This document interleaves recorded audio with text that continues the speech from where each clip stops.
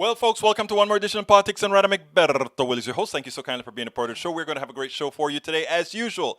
Hey, yesterday I left a few people on the phone hanging because, again, I have three screens that I have to control, and this big screen has three screens themselves. So please, in case you're online waiting, and for some reason I forget to look on the side and check the voices, please leave a note in the in under the politics done right, that rather under the facebook.com/politics done right, or the Twitch or the YouTube feed, so that I can actually see it. Welcome aboard, AVQ. You're away. Well, that you're listening here. We're honored. Bridge MCP. Last night Biden's show was awesome. The guy is trying. It was nice to feel a part of something. Yeah, I actually had it on this side screen here. I watched the inauguration, the show after, with all the singers and all of that. I had fun. I enjoyed it. In fact, was texting with people. Hey, did you see that? Did you see that? The show that was, what was the name of the show? The song, the Spanish song, Despacito. They were playing Despacito, man. Where is he away? Hey, Rudnan, they want to know, where are you? Eric Hayes, welcome aboard, my brother. Bruce Pollard, welcome aboard as well. Let's see who else is here. Anyway, look, folks, let me tell you how I'm going to start. We are too often, much too often, we have a short attention span. And that short attention span have a tendency to, yes, we want to know where you are, AVQ. Many times that short attention span gets us in trouble. And let me tell you what I mean by that. It allows us to repeat the same thing over, and it creates an insanity. You know the definition of insanity: doing things the same way over and over and over again and expecting a different result. And what happens then is, when things happen, if we allow to go ahead and back up and allow things to occur without having repercussion, it tends to fall in the background and we forget. So today's show, the title of today's show is, let me put it on the screen. We must not forget the insurrection. Democracy and unity first demand the traitors atone. And yes, Bruce started at immigration, then medical. I think he's actually started at all of them, to tell you the truth. His bill is huge. He's doing I think he realizes one thing. He got 2 years to start. Hello, Lee Grant. Welcome aboard. Paul Fleming from ATL, Atlanta. Welcome aboard as well. Thank you guys for being here. So, but going back into the trend that I'm talking about now, I got my caller on. And so I make sure I do not forget my caller. I'm going to break into the introduction and bring the caller in. Caller, you are on. 828, you are on. Come on in. Hey, how you doing, Roberto? This is Hope in North Carolina. Hope in Carolina del Norte. How you doing, North Carolina? Hope, welcome aboard. Carolina del Norte. Carolina del Norte. You said it right. How you doing, my friend? I'm doing great. I haven't finished playing Hail to the Chief. I have played it 20,000 times in the last 24 hours. Are you talking about the poem? I'm talking about the song, baby. We got a little bit of new blood in the White House. Oh, I tell you, man. I tell you, right? Yeah. One quick, just fun note for your listeners, and then I'll get off and listen to the show. But I wanted people to know yesterday that, there's all kinds of buzz going on around the inauguration. But if you look at the three power chicks who were on the stage, okay? Madam Vice President, Michelle Obama, and Hillary, they all had something in common in terms of the color that they were sporting. Oh, tell me about it. See, I am oblivious to stuff like that. Tell me about it. That was the color purple. Oh. And purple has a lot of references, and it may have some special, personal tie for Kamala too. either. I haven't looked it up whether it was Howard or whatnot, but there was a congresswoman, the first black congresswoman who was ever elected, okay, back in 1968, was a woman by the name of Shirley Anita Chisholm. Shirley Chisholm, yes, I remember her. Yes, absolutely. And she was from the 12th district in New York, which is actually, interestingly enough, it's the district, I think, where Trump Tower is housed now. It's on the east side of New York, okay? And Okay. parts of it kind of overlap into 14. But anyway, that's not important. But there was a connection with the pearls that kind of goes to Kamala's sorority, but it also goes to Shirley Chisholm, because Shirley Chisholm wore a lot of purple. And I think that the pant references, you know, other than just, I don't want to freeze my legs off, were, you know, also kind of, you know, a statement that, you know, girls can wear the pants in the family. And I just want to share with you that, like, as a woman, I am overjoyed at Kamala Harris. And you know, I mean, you guys out there, you just don't know how meaningful that really is, that we have a woman VP. I mean, I don't want to diminish everyone's feelings of joy, but that's been a long, long climb to shatter that ceiling. And it's a major, major deal. And a lot of the purple references, I mean, purple is normally a color of like nobility and power. It can also be a color of mourning, but I think in a way, it's also kind of, you know, the reflection back and the giving back to women and also famous black leaders who have walked before. But I thought so much of Shirley Chisholm because she was just such an awesome character, and she hasn't really been gone that long. I mean, she died in 2005, but I want to encourage listeners to read a book about Shirley Chisholm, because she was a major force and a brilliant woman, and just an incredibly interesting character. And she's a huge inspiration for Kamala Harris. Well, let me tell you something, Hope. I wanted you to have as much time as you needed to make that thing out because, yes, it's inspirational. Women should have been in charge long time ago. In fact, Hillary actually won the popular vote, which tells me that she should have been in command if this was a true democracy, and we would have had a woman in charge before. I am not a fan of Hillary. I'm not a fan of Joe Biden. I'm a fan of much more progressive people, but I know how to compromise. We all know how to compromise. We all know that what we do, we make steps to the better good. So I'm happy for Kamala. I'm happy for for Hillary Clinton, what she's achieved, because she was a stepping stone as well in getting, in the advancement of women in politics. Shirley Chisholm and the woman from Texas, I forget her name right now. It's a shame, But look, Barbara Jordan. Yes, Jordan. Yes, Mm-hmm. and let me tell you something. The feeling that you have, I am ecstatic that there are women all through this country that feel that right now, because there's nothing like feeling there's nothing holding you back. And for women for too long, I'm going to tell you a quick little story, and then guys, I'm going to go to the program. But I think this is important. I got into trouble, and I may get into trouble again for saying this, but I went and wrote an article at the Daily Kos, and I was really upset when Hillary lost.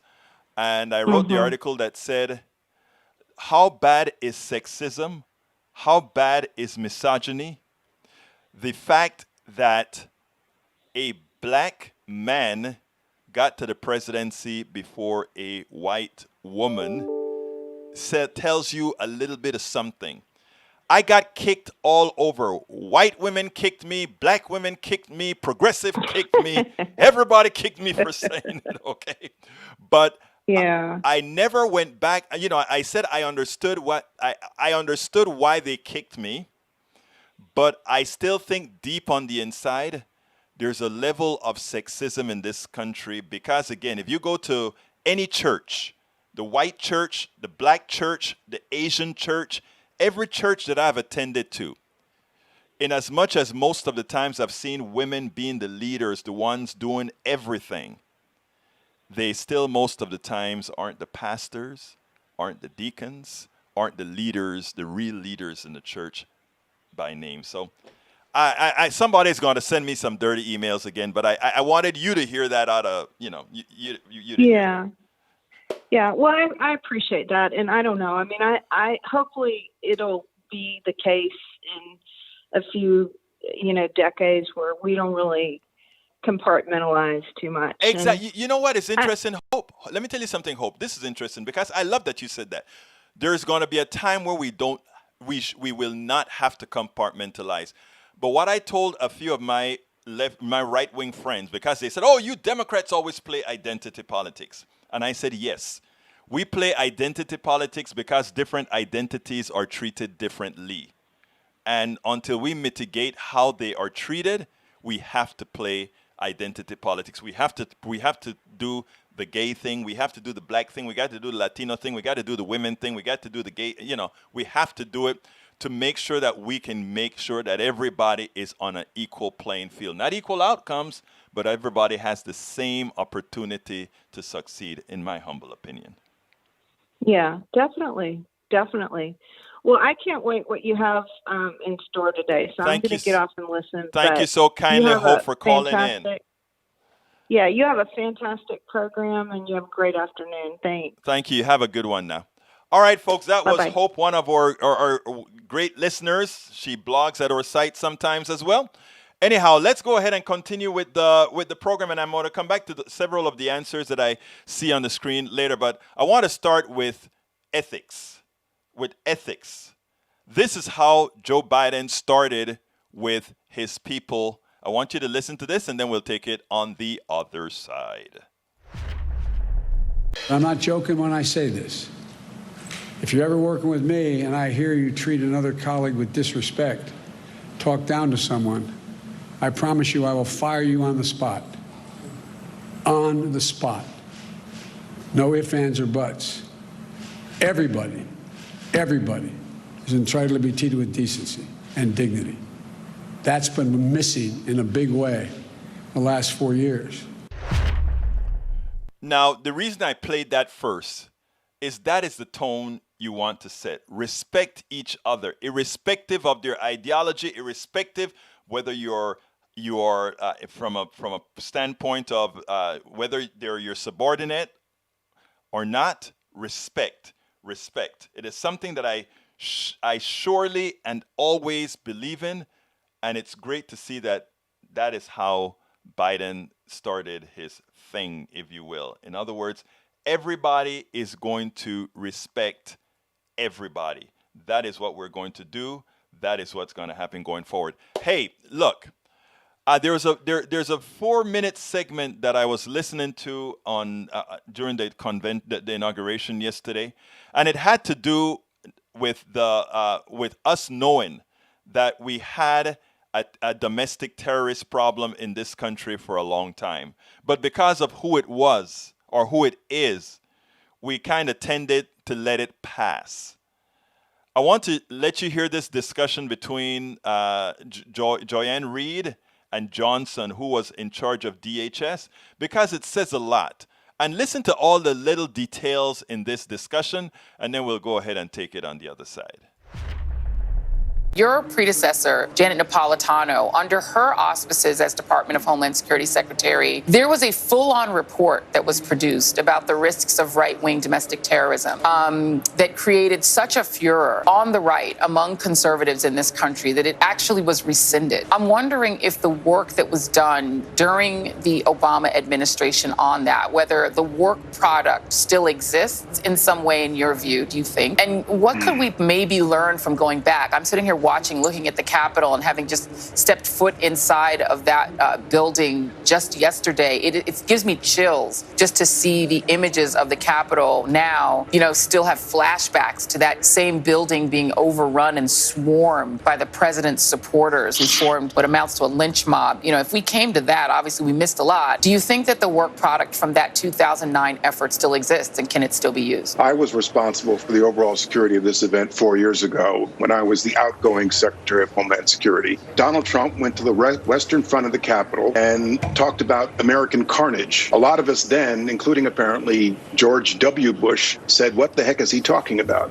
And here we are 4 years later, in a very, very different environment. We have refrigerator trucks adjacent to hospitals and funeral homes, and we saw literally carnage on the western front of the U.S. Capitol 2 weeks ago. That's what Trumpism has brought us. Now, when it comes to domestic-based far-right extremism, in the last years of the Obama administration, certainly on my watch, I can tell you that this became an increasing focus of ours, to the point where I spent a lot of time on countering violent extremism programs here in the United States. And we imposed on Congress, we got Congress to fund local-based efforts at countering violent extremism, including white nationalism. I was pleased to find out that there are groups dedicated to countering white nationalism, violent extremism, and we wanted to fund those efforts. Frankly, they went off track over the last 4 years, and I'm sure that the incoming administration will rededicate itself to those efforts. And how much more complicated does it make it to do that work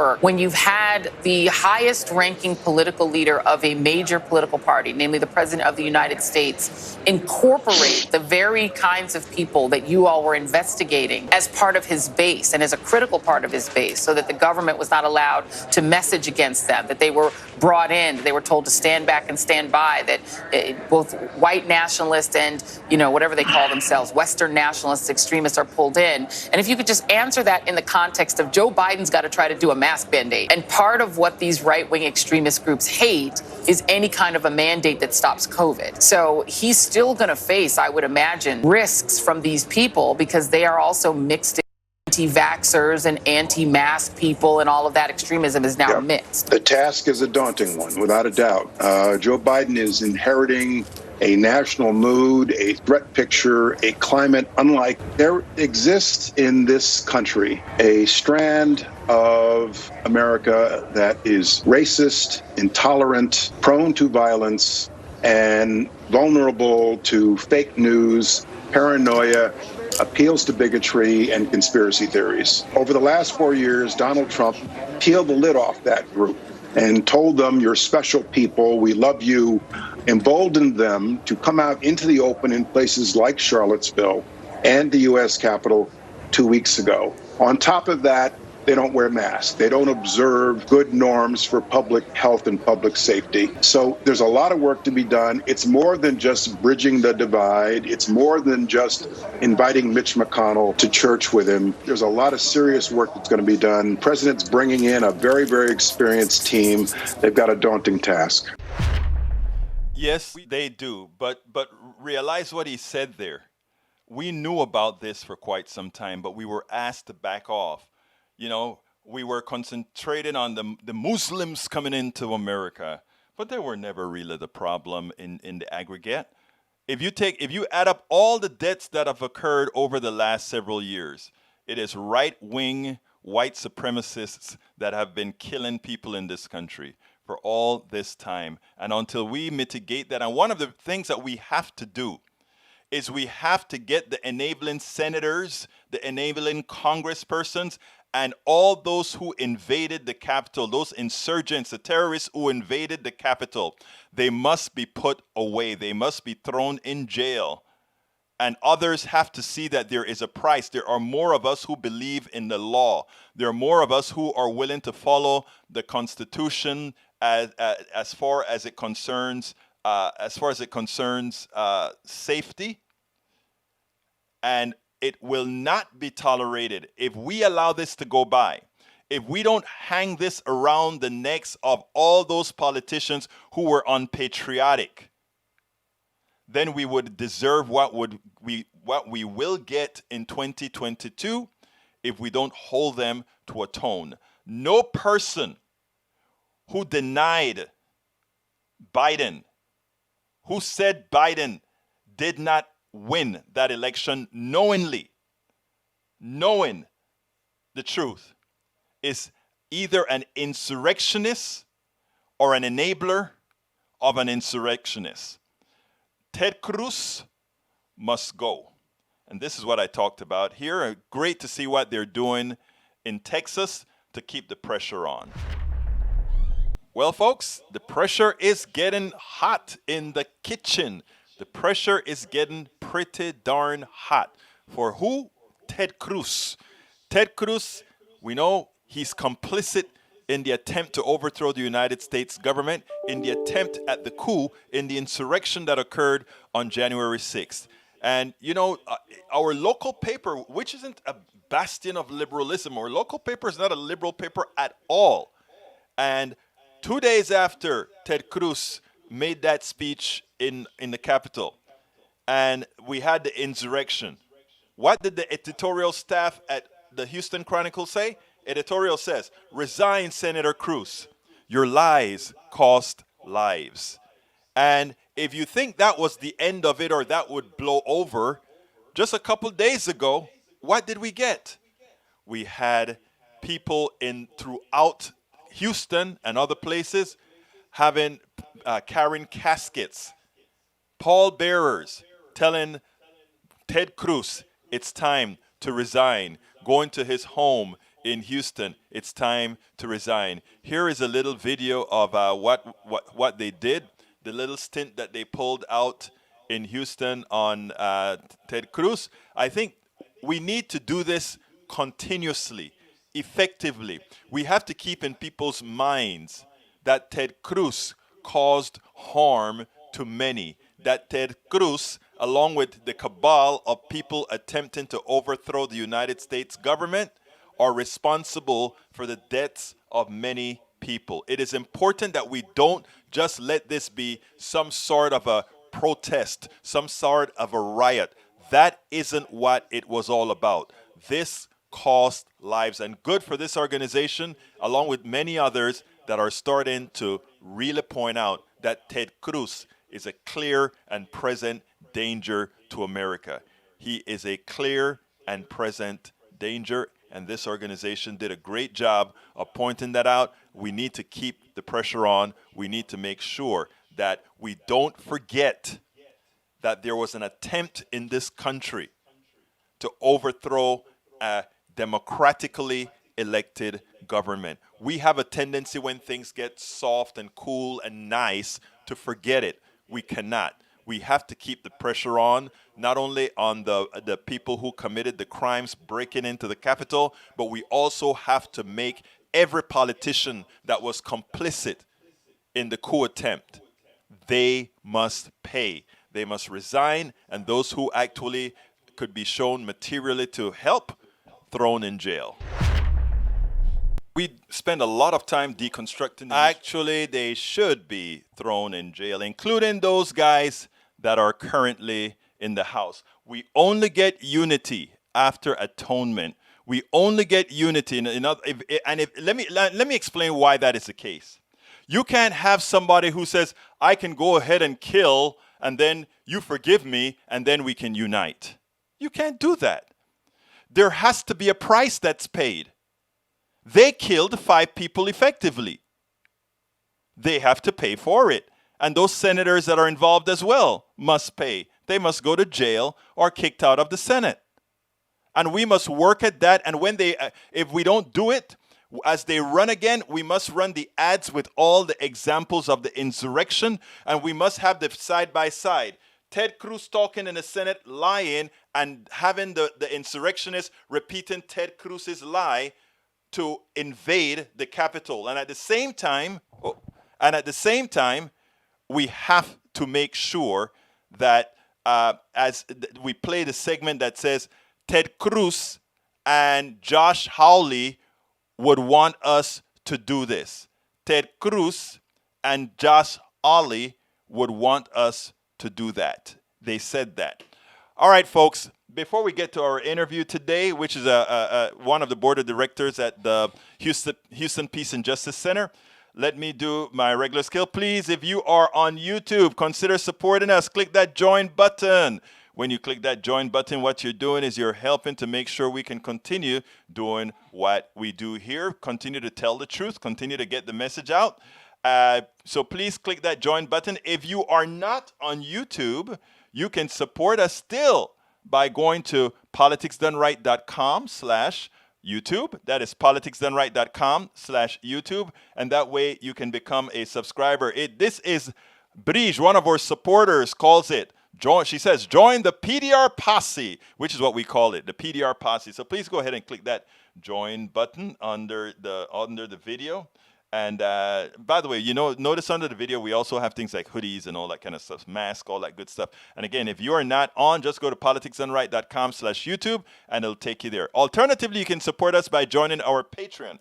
Patreon is spelled Patreon. Patreon. Egberto, why are you repeating that? Because some people only listen to this on podcasts, on either iTunes or TuneIn or one of the others. So there we go, politicsdoneright.com/Patreon, politicsdoneright.com/Patreon, Patreon. Alternatively, we love PayPal as well, so you can go to politicsdoneright.com/PayPal. That is another way to support us, politicsdoneright.com/PayPal. Please get the book that says, it's worth it, How to Talk to Your Right-Wing Relatives, Friends, and Neighbors. Here's the link for it on Amazon. But if you want to cut out the middleman and support us directly, go to our store. Get it at politicsdoneright.com/store. All our books are there, both at Amazon and at our store. When you support us, what are you supporting? Personally, I write between 3 to 5 blogs a day to get it into the internet space. Progressive message in independent media, progressive message in the internet space, so that we counteract a lot of the lies and false information coming from the right. The only way to do that is to make sure you have keywords right, to make sure that you have, in other words, when the big news is about insurrection, if we don't have a base of people putting out messages on insurrection in a manner that tells the truth, the progressive truth, the only truth that is with respect to what occurred, their corrections, a lot of what they want to put out there, the right wing pays to put a lot of other messages out there. And when the search engine goes ahead and search, a lot of those other messages come up.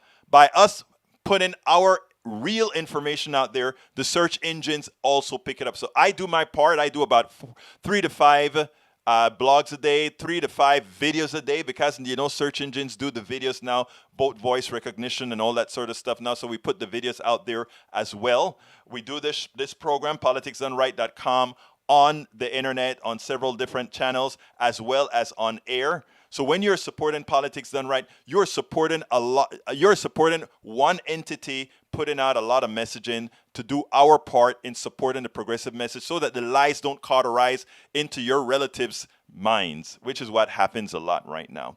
But what I'm saying as well is, it's hard work. Personally, I need a producer. I need a copy editor, etc., etc., etc. 16 hours a day. Eventually, you burn out. But that's what we're doing. We need your support. So please go ahead and click that join button. Please go ahead and use one of the links that I've supported there. Purchase our books, all of that sort of stuff helps out. We are very frugal with whatever you provide, as you can see. Anyhow, let's go ahead and get to that interview, and then we'll come back and I'll talk to you guys on the other side.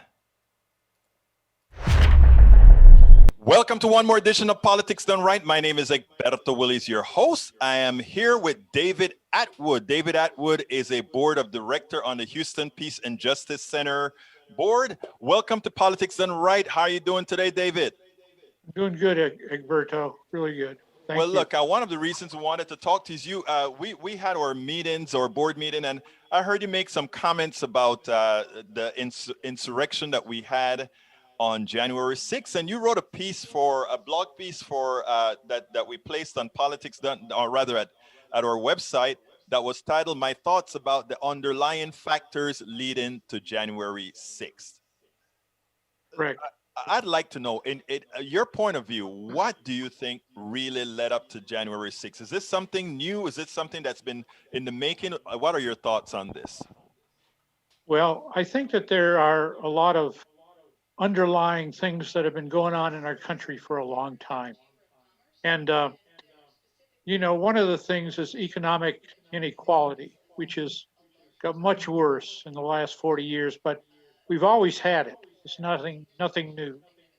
But in the last 40 years, that's got much worse. And so there are a lot of people that are, I think they're just feeling left out of what's going on in this country.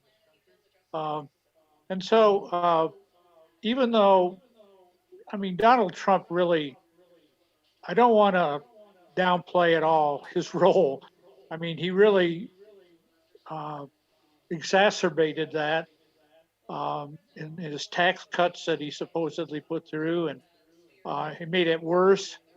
But he also made worse the whole uh, the bigotry and the racism that we've had in this country for the beginning of the country.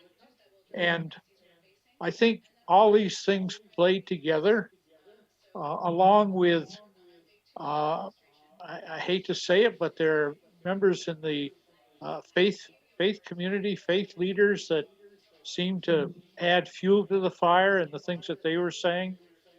And then this all sort of just came together um, with the inflammatory words of Donald Trump, and it exploded.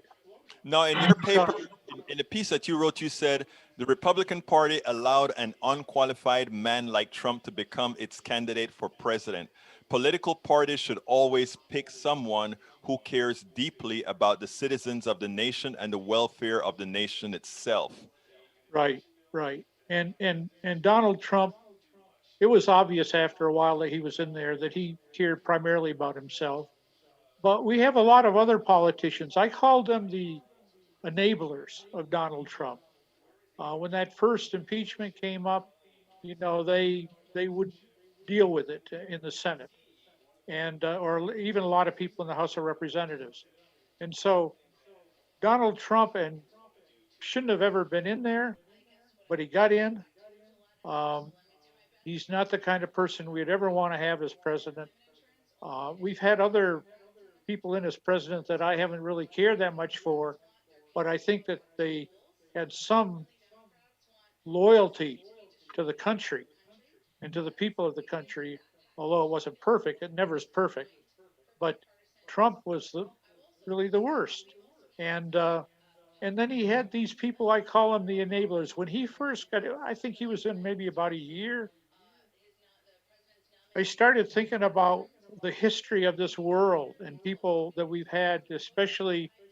I'm pretty familiar with the history of Europe, the Nazi regime, what happened. I've traveled to Italy several times. I'm familiar with what happened in Italy, and it's happened in other countries where you've had an autocratic kind of person get in. Well, they couldn't stay in if it wasn't for the enablers. They're surrounded by enablers that allow them to do the bad things that they did. And so we had the same thing here. And my God, if we had not, and we still have problems even with Trump leaving as of basically today, but uh, if he got in for another 4 years with surrounded by his enablers, I don't know what would have happened in this country. It's bad enough as it is. We've got a lot to deal with in the next 4 years or so in terms of this. I really call it almost a mental illness that we have in this country now. Mental illness among many people who believe things that are absolutely not true. They don't seem to think for themselves. That's why I brought up the other thing in that paper about education. A lot of people don't really understand how fragile our democracy is and how it's important to have a system where the people vote, the people, their vote counts.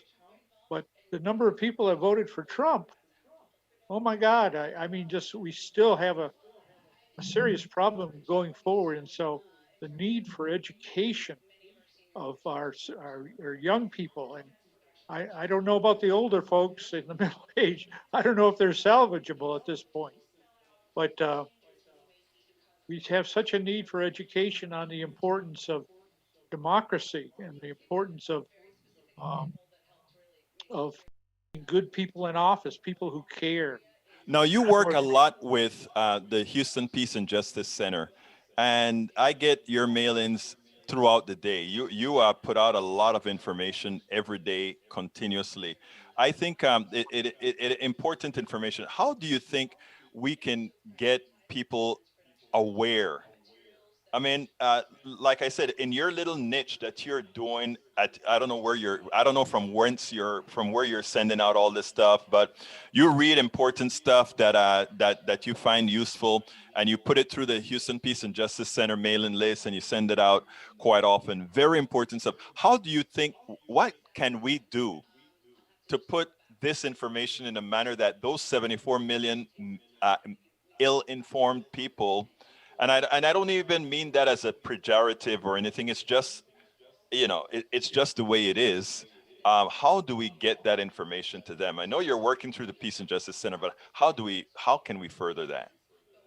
Well, I think we need to, how many people see what's on the Houston Peace and Justice Center website, or even, see what I send out? What you're doing, Egberto, is really great. I mean, you're getting the word out there. We just need to do, I think we ought to focus on that and try to answer your question. How do we get the word out there? I know that there are different ways. A lot of people now are getting, they get their communication, they get all their misinformation through different sites, websites, and things that are on the computer. And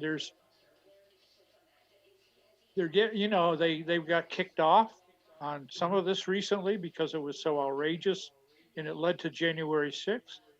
But I don't think, to answer your question, I don't think we're doing good enough job getting our message out. Um, I do I try to do what I can do through the Houston Peace and Justice Center. I'm also involved with Pax Christi, which is a Catholic peace and justice organization I've been involved with for many years. I send stuff to them. They get it out, but even there, it's not enough. I have noticed one of the things is that there's a certain value in misinforming people, right? And misinformed people can be directed to do things that they wouldn't normally do. Like a lot of people really were really hard on all those marchers in DC. And I took a different stance. I took the stance that all those people can't be bad people. In fact, we probably deal with them every day. One of the problems is that they're so misinformed, and they so look for the wrong boogeyman for their problems. Right. And that goes with informing them appropriately. Absolutely. And I think one of the problems is that, I mean, they're getting it from many different sources. They get on the computer and they look up certain things. They get information that's misinformation there. They get it from, they got a whole bunch of misinformation from Twitter, from Trump directly. And then, but I think it even starts earlier than that. A lot of people, we're fortunate in that we've had opportunities to get, I'd say, relatively well educated. But a lot of people live in areas of the country and grow up in families where this information goes from generation to generation. And they go to churches, and I know this because I I have some people in my own family that fall into that category. They get misinformation from some of these pastors at churches that's just off the wall, in my opinion. My humble opinion, is off the wall. And so the education has to start early. Um, it really, our whole education system, I think, needs to, and I've heard, and I'm not really an expert on this, but I've heard that, there's been conscious efforts to cut out certain information from educational programs, about the history of this country. Well, you know, the 1776 project that Donald Trump just came out with to lie about how whether slavery was really the Yeah, hypocrisy of our founders. And we also have, I don't know if you followed back in the 60s, the Powell Manifesto that actually tried to teach Americans not, you know, and when the progressives were getting ahead, it's like we can't have too many smart people around because effectively they'll realize that our economic system is really a biased system. So I mean, there are a whole lot of you're correct. There's a whole lot of folks out there, or there's a whole lot of people out there intent on making a certain percentage of us ill-informed. absolutely. And it starts early on, unfortunately, and it goes. I don't know what the exact percentage is, but a lot of people. I mean, if you took the people that were in Washington on January 6th, I know there were some people there that were more highly educated, but probably the vast majority are not that well educated. They get Well, their information from the internet, from their church communities, from their parents who probably weren't very well educated, and then they feel disenfranchised. Uh, they look at their lives and say, "I'm not doing too well," and and they soak this stuff up. And to a lot of us, it's hard to believe that they soak this stuff up, but they do. And also, the Latino community, they had to fight for studies. I mean, the history of this country in terms of the African American community, the Latino community, um, they've had to fight to get certain things in the curriculum, even because that was part of that effort. When we see it in Texas in spades sometimes in some of our politicians hmm that we have, in high levels. Um, but I want getting back to your question about how do we do a better job educating. That is a fantastic question, and I really don't have all the answers, but I know that I agree that we have to do it, and I think it ought to be almost like there ought to be I hate to use the word commission, but there ought to be a group of people that are studying the education system in our country and looking at all the aspects of that and asking that question: how do we better educate, and how do we get people to really know the history of this country and really the history of the world in terms of autocratic leaders and the Yeah. fragility of democracy. I'm glad you said that because you know the reality is a democracy requires a certain level of education, to put it bluntly. It requires that you're educated enough to know that there are certain sacrifices that need to be made as opposed to the immediacy of certain things that you want today. All these things are necessary. And it's not to sound, in this case, it's not to sound elitist, it's not to sound snobbish.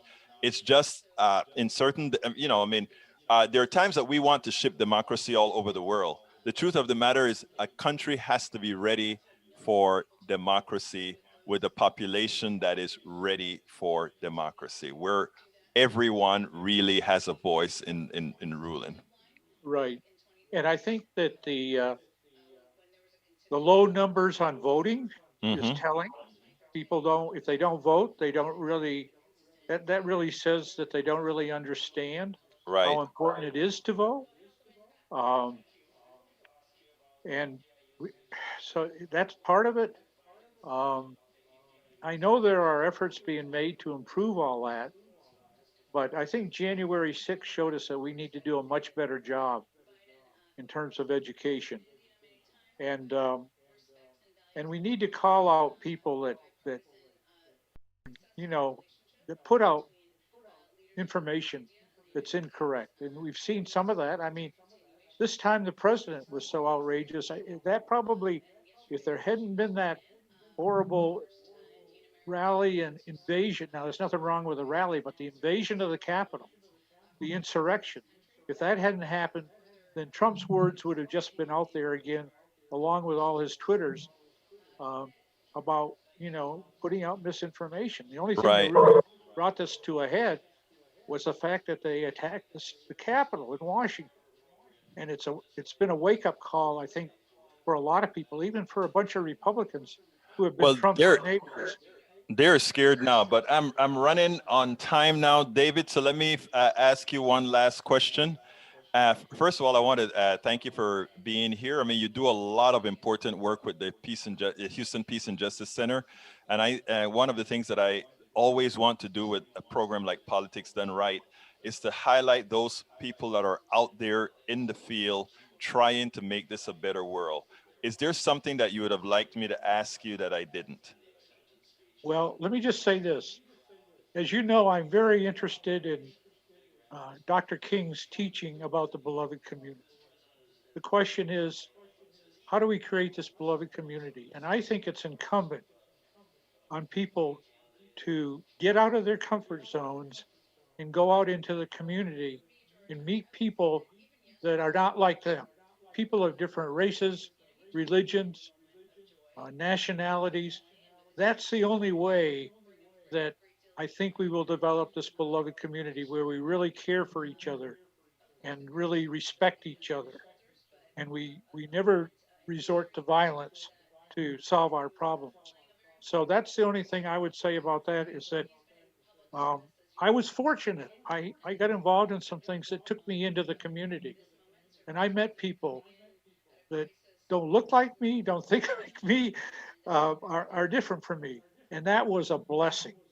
That was a blessing. So we have to get out of our comfort zones and go out and do that. And uh, I think I think if we do that, that's part of the education process. Going both ways is meeting other people. David Atwood, Board of Directors, Houston Peace and Justice Center. Thank you so kindly for having been here. You don't only speak it, you live it. Thank you so kindly for being on Politics Done Right. Thank you, Egberto. Thank you. It's an honor to be here. That was David Atwood, very local activist. Actually, it's not only local because we've honored all the big shots in literature, etc., right here under this organization. In fact, we just honored the woman from MAD, Mothers Against Guns, MAG, or forgot the name of it. Anyhow, welcome aboard, Paul Fleming, Emily Orn Johnson, AVQ. Rose Williams, Voter Education Project. Welcome aboard, my friend Carl. That's Carl's. How you doing, Carl? Lee Grant, welcome aboard. Eric Hayes, Daniel Ledo, Linda Joe Kessinger, Roberto Luis, mi hermano de Panama. Let's see who else is here. Para ver. I think I got Bruce Pollard in. Lee Grant, I got you. Eric Hayes, I got you. Okay, I'm going up. Man, you guys had some great conversation. Great. Brige MCP. Of course, I got Brige MCP many times. E2247. Welcome aboard. And let's see who else I've got here. John Cotter. Welcome aboard. They need to be expelled from Congress and banned from all government services. John Cotter, I believe you. I'm with you. I agree with you. Okay, let's see. Who else is here? Am I gonna miss? If I miss you, just throw yourself down in the bottom and I'll repeat. I'll go back down when I start answering questions. All right, Lee, I think I got you right. Let's see. Okay, great. All right, guys, let's get busy. I saw some messages that I think I needed to respond to. Yeah, the poem was great, Eric. And I believe in that poem. That poem was beyond her years. What's her name? I can't remember. What's wrong with my name? I can't remember anybody's names these days. Anyway, Amanda Gorman, I think is what her name is. Amanda Gorman. Yeah, Lady Gaga was really good. All right, let's come down. Let's see what do I have here. Replying, let's see. Antifa celebrated the inaugurations last night. Come on, Lee. Stop searching around the country till you find something and say, oh, look at what these terrorists did. This is nothing like the insurrection. None of that is like the insurrection. Lee Grant says 8 of the activists were arrested and 1 police officer could be seen swinging apparently confiscated combat knife during the conflict that ensued. Did anybody die? I don't think so, right? Okay. All right. continuing down. Daniel, why do you come? Daniel loves us here. That's why Daniel comes. He loves the discussion. He loves the debate. He loves the discussion. Daniel is changing. Daniel is going to become a progressive. He's going to be one of the most avid progressives out here. Eric A says he's letting killers out now. OGG? OGG? Who's OGG? Don't know who that is, Eric. All right, let's see what else I have. Egberto, you will be held to account for your lies, instigation, and sedition. You know, you always tell me about lying, and yet you have never been able to give me a statement in which you can say, I lied. Please tell me specifically what lie I have told Daniel Ledo. You see, I fact-check my stuff, man. All right, you don't keep a snake in the chicken coop. Investigate, then take the proper steps to clean out the virus in Congress. Paul Fleming, you hit the nail on the head, brother. Lee Grant says, this is no insurrection. To think this handful of fanatics could take over the... No, that's not how insurrections work, brother. I'm from Central America. Ask me how it works, okay? Please. America hasn't seen this since the 1800s. So they don't believe this stuff can happen. Those people in that, they could have caused an entire change in the country. That's how insurrections work. I'll go down the breakdown to tell you how that would have ballooned into a real something. But we'll talk about that another time, Brother Grant. You know I love you, but listen to me. That was an insurrection, and worse, that was a murderous insurrection. All right, continuing. Let's see. Lee Grant, let's see what else. So is David saying we need re-education camps? No, he's not saying, hey, Eric Hayes, no. What we were saying is simple. You know, here's the problem that I have sometimes. You know, a lot of people on the right, okay, they have, first of all, let me qualify this. I think we are all just as intelligent based on some sort of a curve, okay? And I don't know what curve that would be. Some want to call it a bell curve, that if you measure our intelligence level, it falls under a bell curve. I don't know about that because I don't know what intelligence in the aggregate is. I honestly don't know in the aggregate how to measure intelligence in the aggregate. So what I find is that Daniel Ledo may be able to do some stuff that I could never possibly do. And I could possibly do something that Daniel Ledo could possibly not be able to do. Am I more intelligent than Daniel, or is Daniel more intelligent than I am? Hell no. We are wired differently and can do different things that we need. Okay? It's like I say, a stockbroker makes a lot of money, a farmer makes a little bit of money. You throw a stock, who's more valuable? You throw a stockbroker and a farmer on a desolate island, you know who survives? The farmer. So who has more value? The person who can survive, right? So, I mean, there's a lot of complexities that people don't see or people don't examine. All right, so no, as far as intelligence is concerned, I generally go under the tenet that we are all intelligent, but we're all informed. Some of us are lucky to have been informed by the right people. Some are to the right sources. Some are unlucky to have been informed by the wrong sources.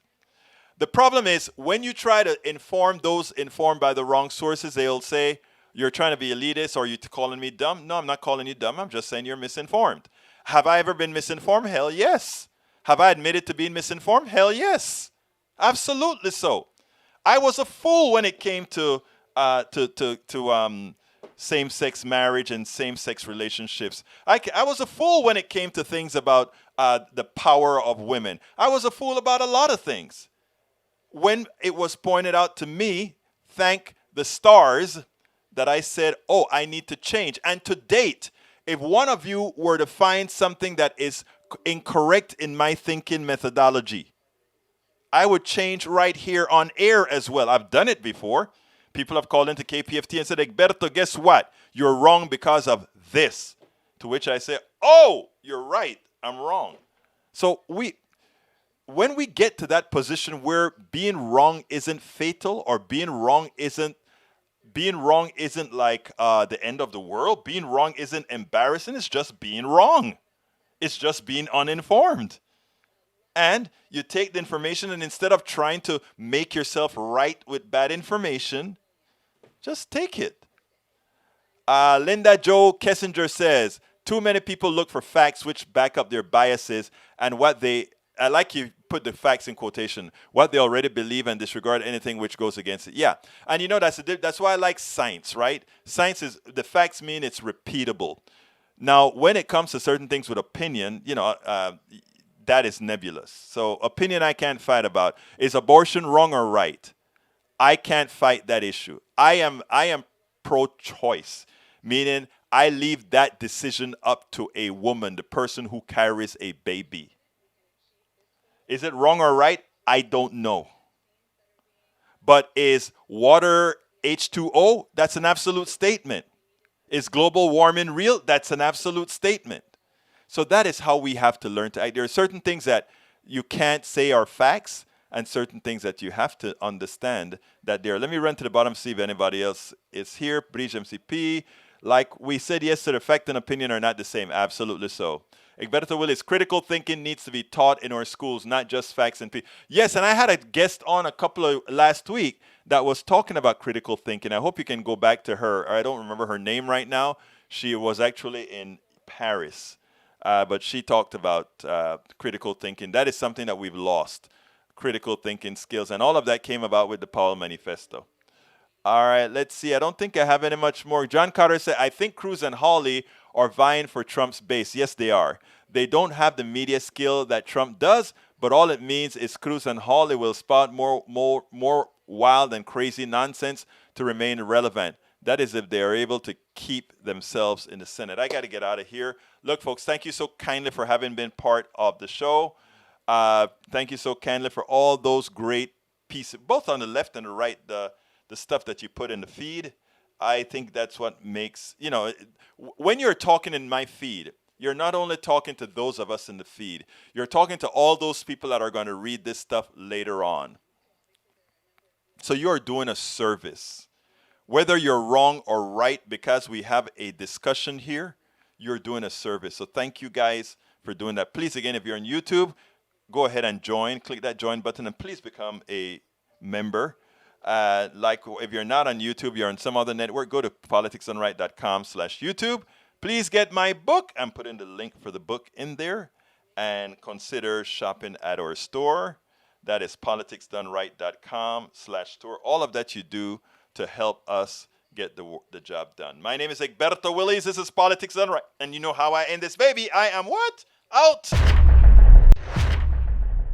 We spend a lot of time deconstructing the news, trying to parse it into a form that everybody can understand. We try to find those little nitpicks where it flies above the fray, etc. If you really like these videos that we do, I want to ask a big favor. Please go ahead, number one, subscribe to our channel, and number two, please join if you can. Thank you so kindly for watching. Keep watching. Please remember to share. We must populate the entire internet with our progressive message, a message that we know is what most Americans say that they want. So help us, please join.